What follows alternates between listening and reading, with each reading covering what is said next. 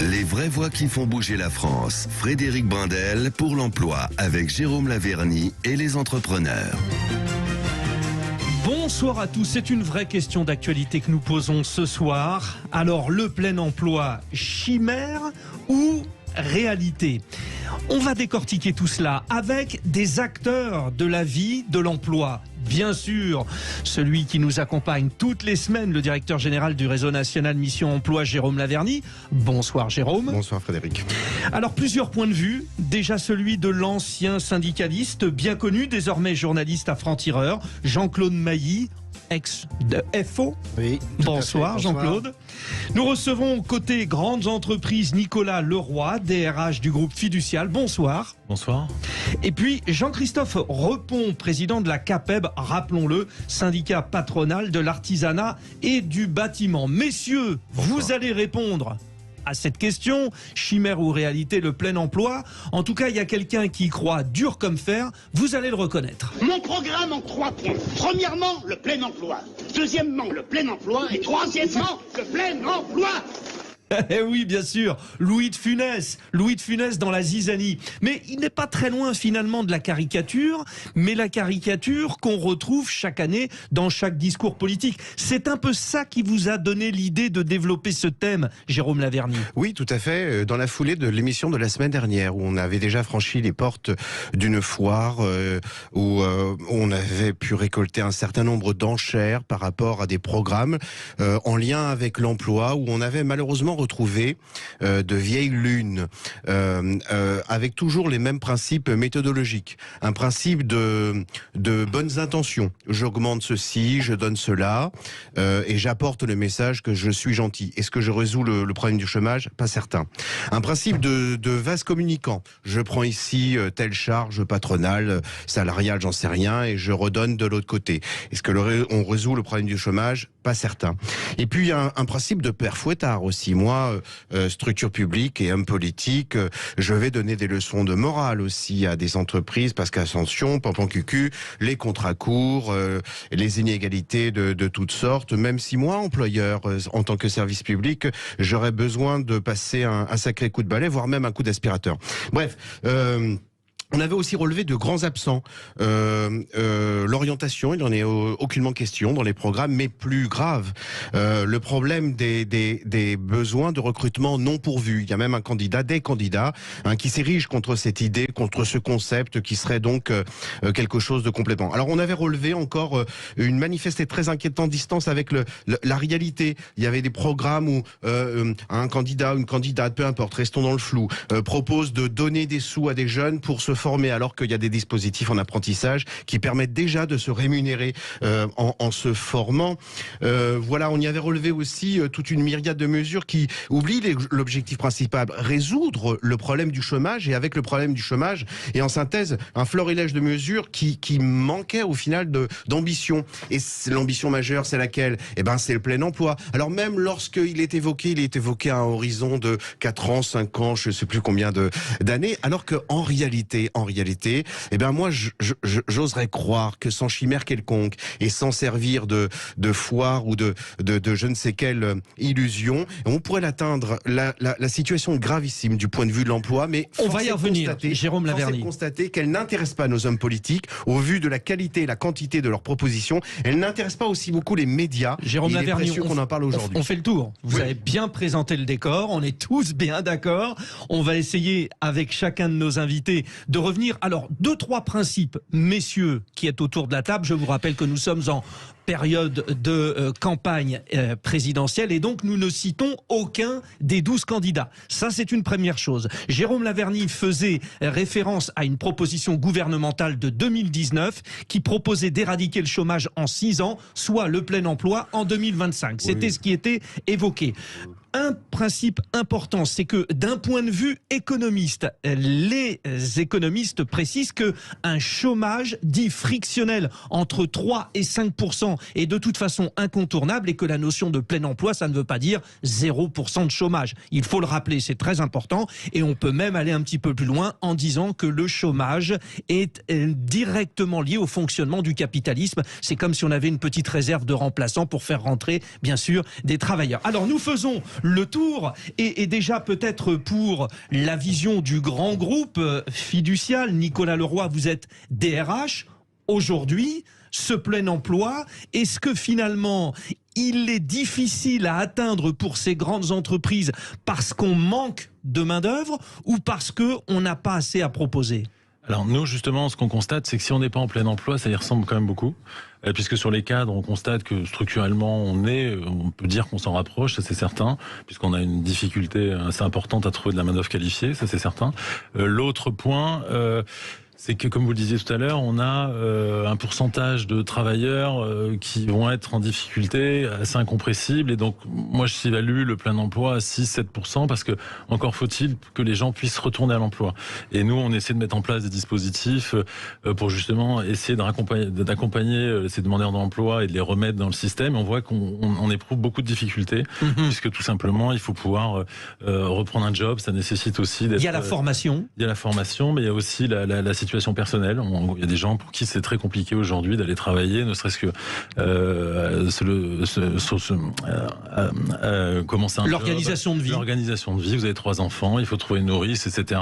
Il y a une nouvelle chose qui apparaît, c'est cette histoire d'augmentation du prix de l'essence. Aujourd'hui, je pense que le transport, on avait dans les grandes villes, on avait ces problématiques de transport. On va les retrouver aussi en province avec des gens, quand vous gagnez 1200 €, c'est peut-être compliqué de dépenser 300-400 € pour votre essence. Donc l'augmentation du coût de la vie fait qu'il y a des gens qui vont pas pouvoir retourner à l'emploi.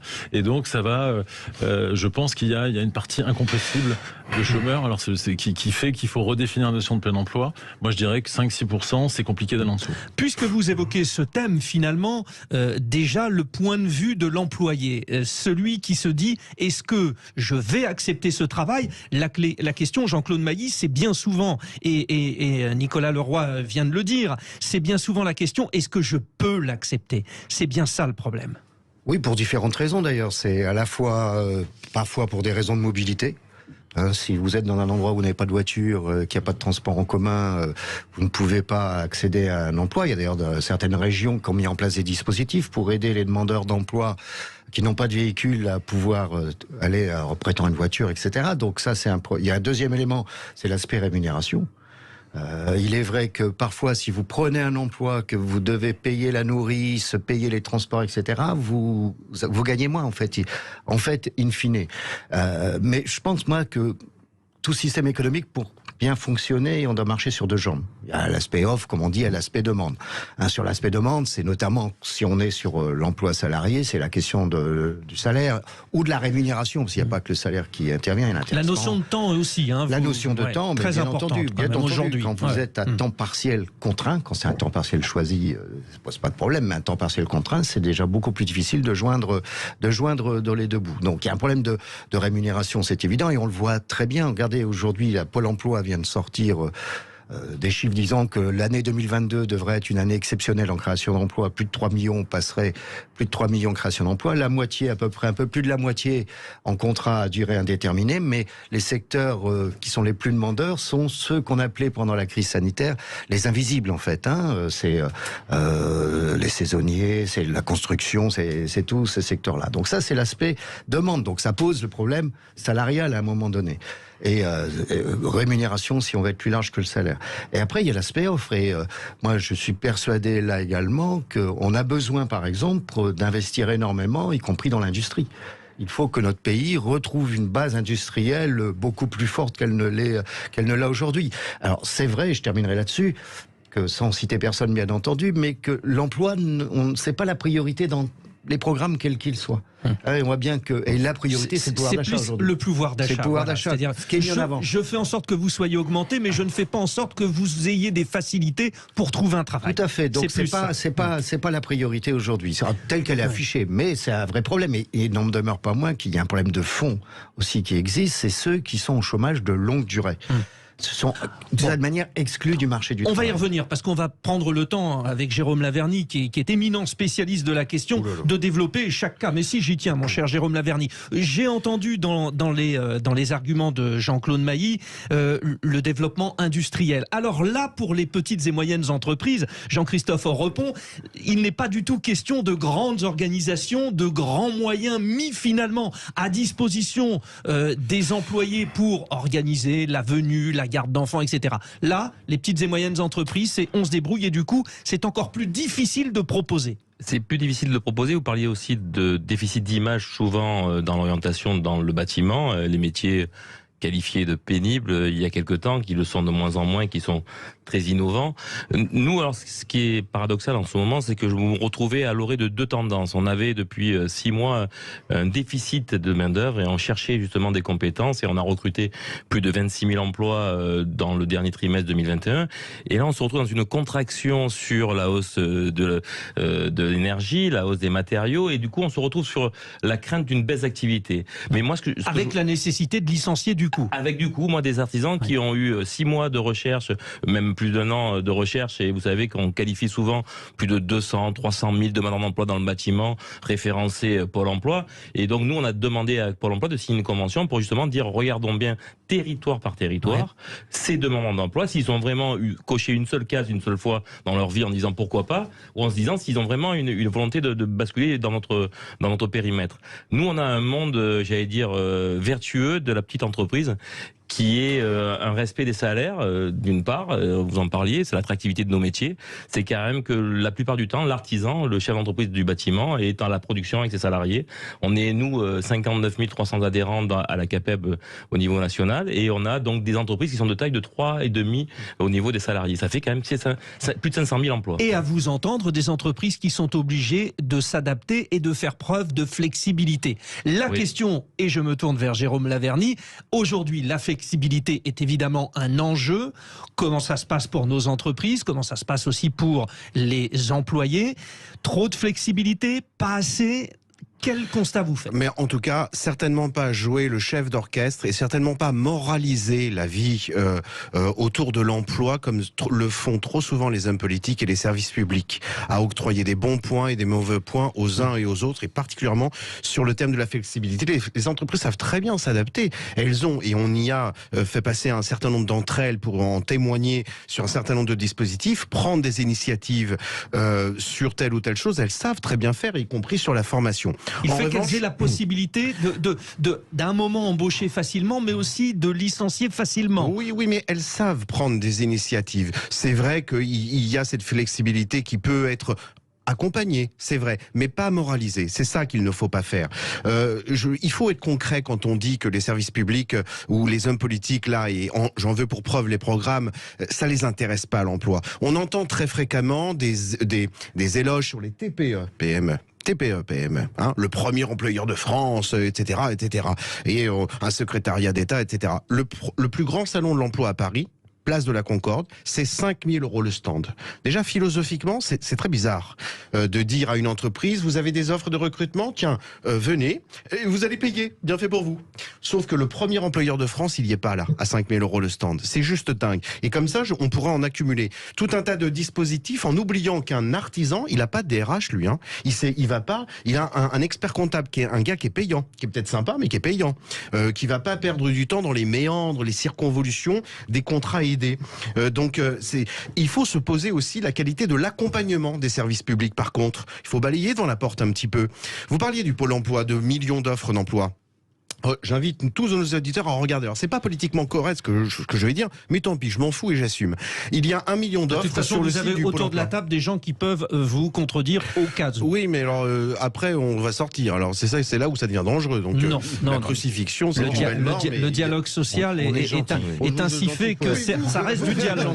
Mais regardez bien. Alors, votre exemple. Sur le site du Pôle emploi, 1 million d'offres qui est affiché au compteur. 1 million. Alors, on se dit, oh la vache, 1 million, etc. Quand on décoche offre nos entreprises partenaires, c'est-à-dire des surpublications, on tombe à 100 000, 200 000, à peine 6 fois moins.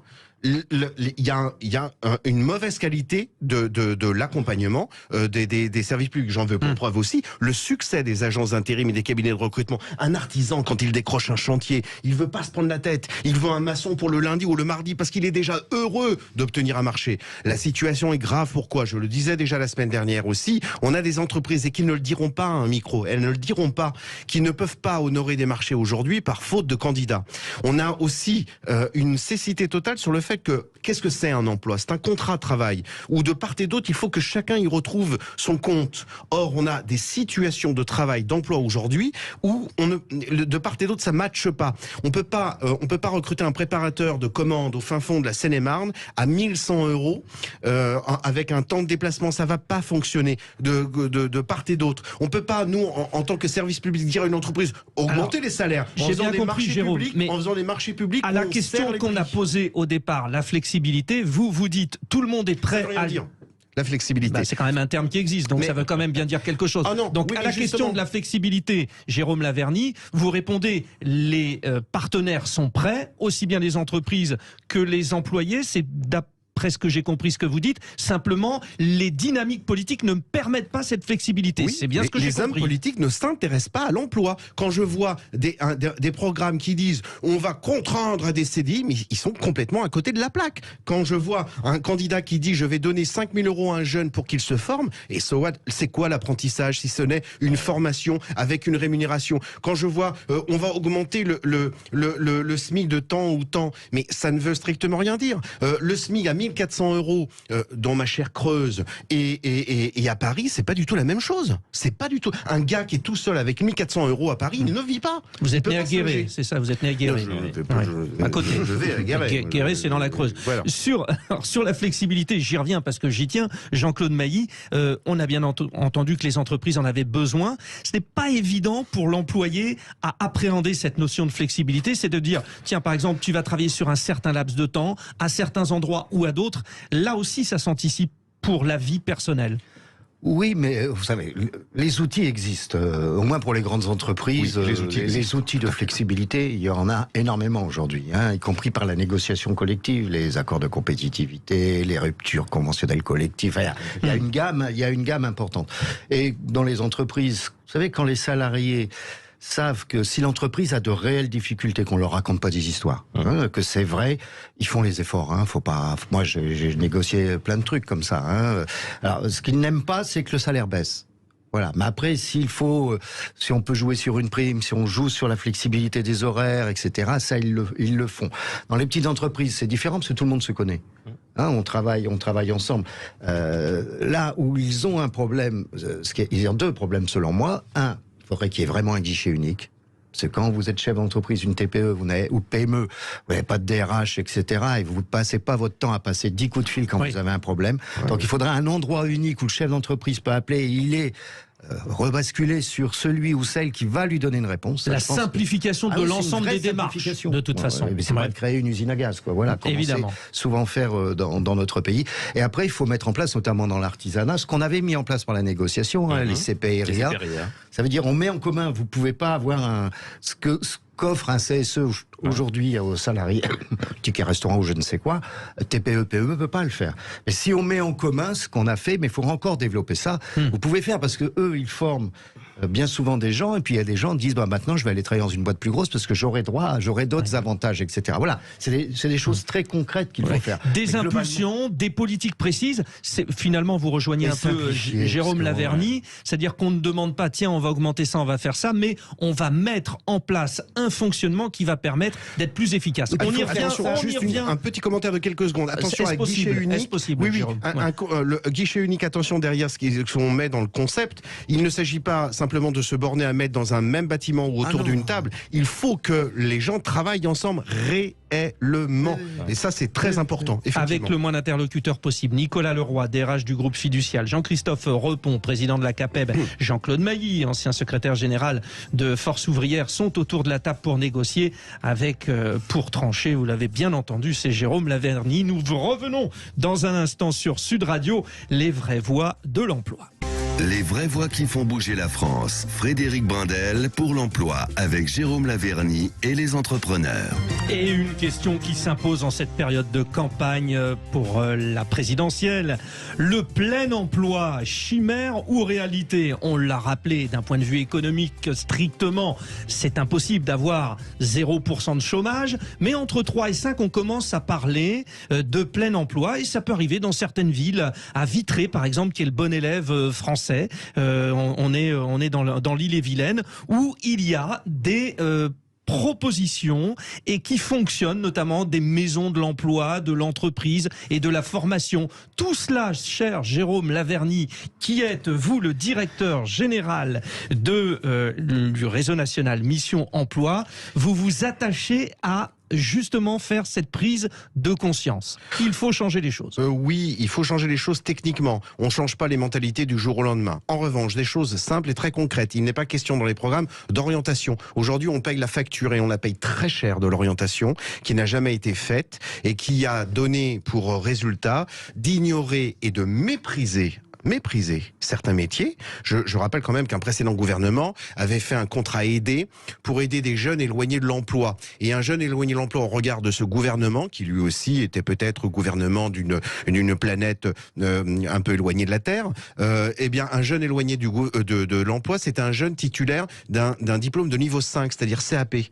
Moi, donnez-moi un CAP poissonnier et chaudronnier, je lui trouve du boulot dans la journée. Voilà, mais le mépris et l'ignorance de ces métiers, on paye l'addition aujourd'hui. J'ai discuté avec un chaudronnier dernièrement, il me dit on offre des salaires mensuels 3500 euros et on assuré de faire carrière. Même chose pour le chauffeur poids lourd. Alors, et puis, autre idée qu'il faut casser, l'idée selon laquelle il faudrait affiner la formation, améliorer certaines choses. Non, alors si on est très bien outillé en France, c'est en termes de formation. On a reçu récemment Patrick Chemin, secrétaire général des Compagnons du Devoir, et toute une cohorte d'autres directeurs de CFA. Les entreprises fiduciales l'a fait sur le champ de la sécurité, s'organisent. On est super bien outillés en France, sauf qu'attention, il y a des CFA qui sont vides aussi. Le problème des recrutements impacte également les organismes de formation. Bon, nous sommes au cœur du problème.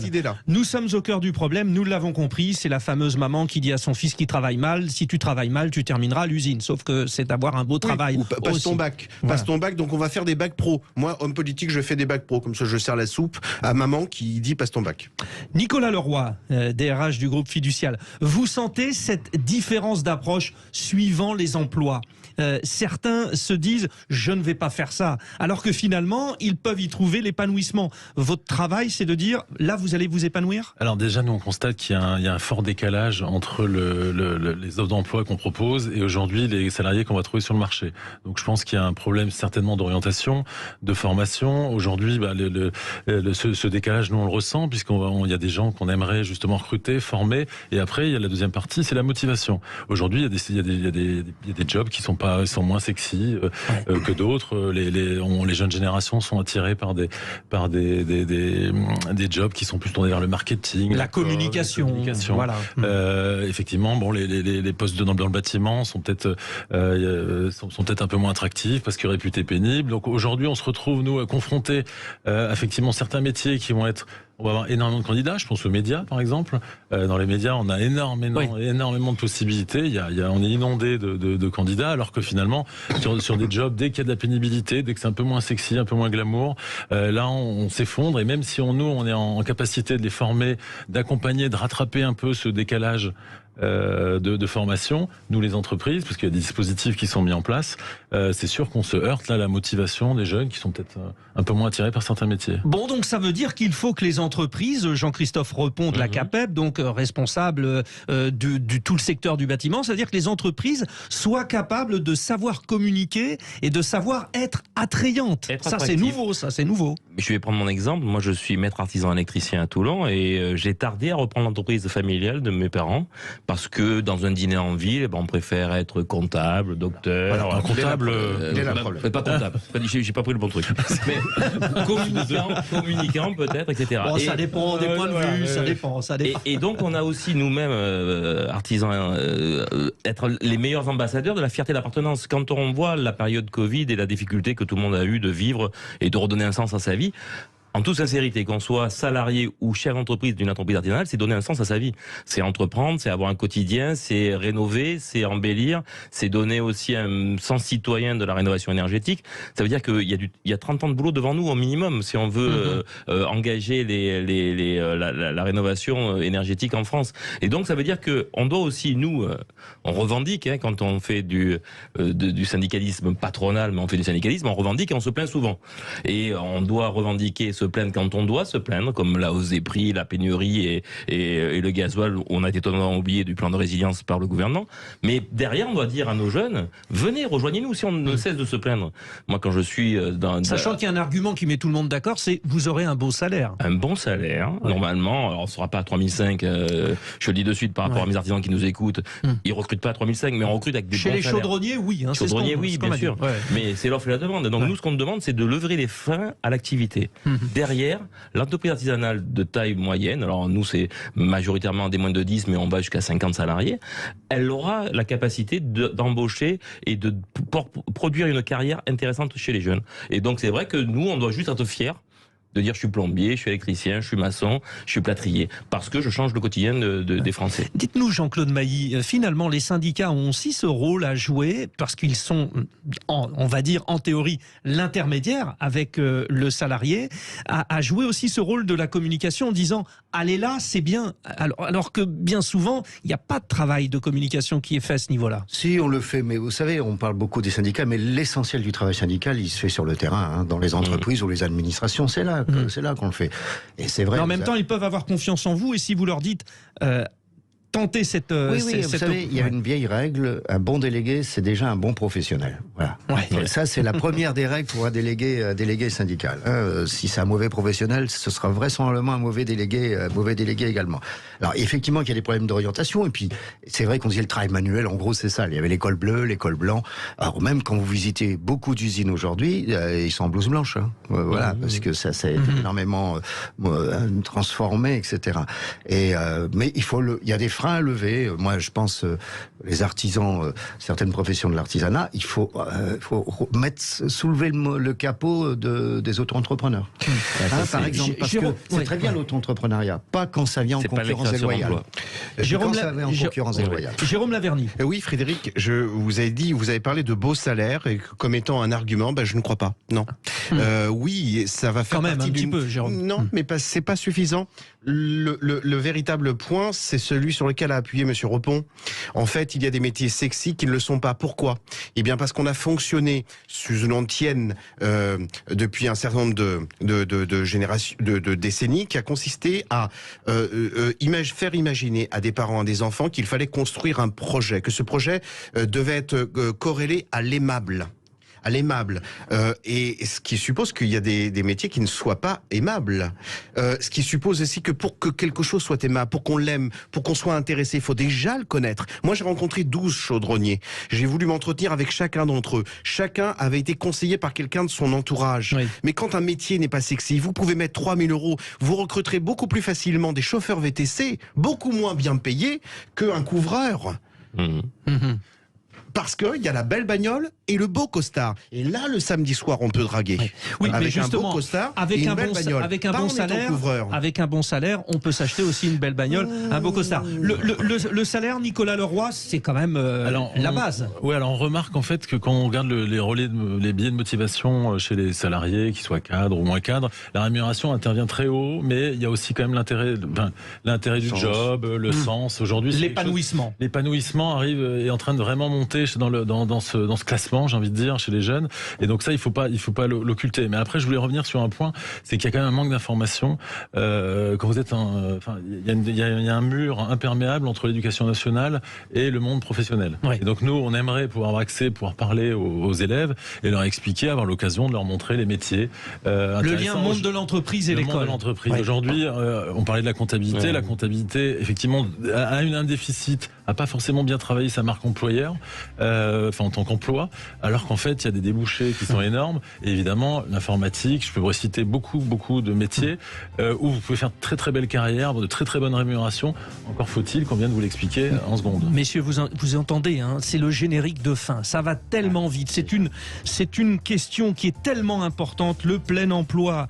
Alors, est-ce que nous avons répondu à la question chimère ou réalité? Dans la mesure où le plein emploi n'est pas zéro chômage, on peut dire réalité. À vous entendre. Merci à Nicolas Leroy, DRH du groupe Fiducial, à Jean-Christophe Repon, président de la CAPEB, à Jean-Claude Mailly, qu'on était heureux de retrouver, ancien secrétaire général de FO et journaliste à Franc-Tireur, et puis bien sûr à celui qui a mis en place cette émission, Jérôme Laverny, le directeur général du réseau national Mission Emploi. Messieurs, un petit peu de musique maintenant, c'est le Loft Music sur Sud Radio. Yvan Cujous reçoit Joyce Jonathan. Merci à Jamel Abdelak à la réalisation. Et allez, intéressez-vous à tous ces métiers, il y a peut-être une bonne surprise derrière. Sud Radio, les vraies voix qui font bouger la France, les vraies voix de l'emploi. Avec Fiducial Sécurité, l'équipe d'experts de la sécurité privée qui vous propose 500 postes partout en France à découvrir sur jobs.fiducial.fr.